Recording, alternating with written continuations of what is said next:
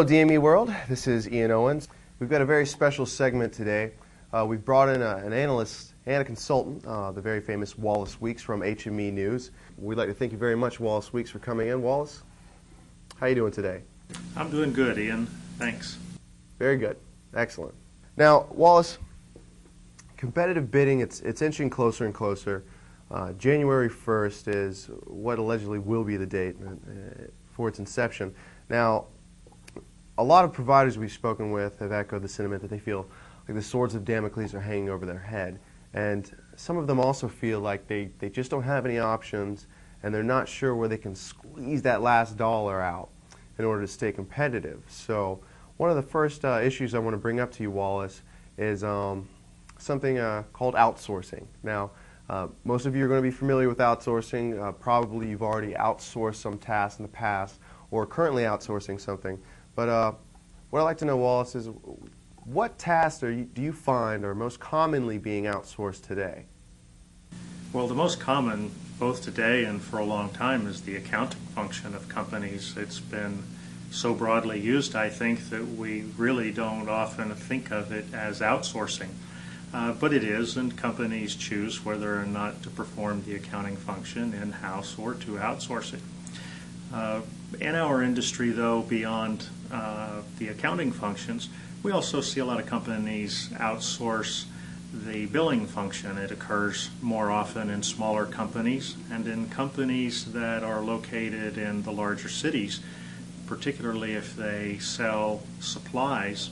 They are outsourcing the delivery of supplies to local courier services.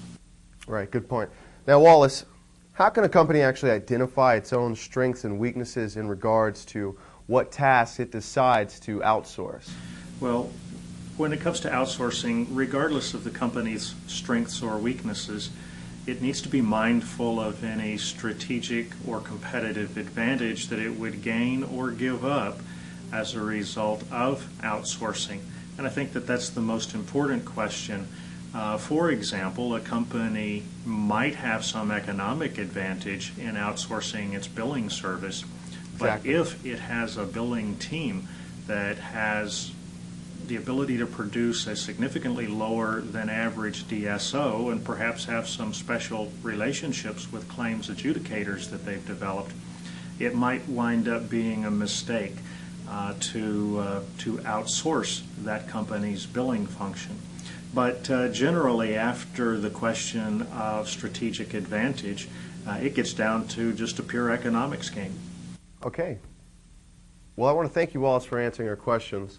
I think a point we should touch on, hopefully next week, is the outsourcing of a courier system. Now, with competitive bidding and the restrictions placed on mail order companies, I think if we have some time next week, unfortunately we're out of time right now, we should discuss a mail order company or DME provider's options as far as delivering their own products and the diabetic equipment side of things.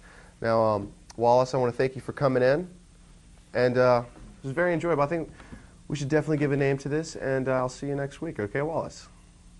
Thanks for having me.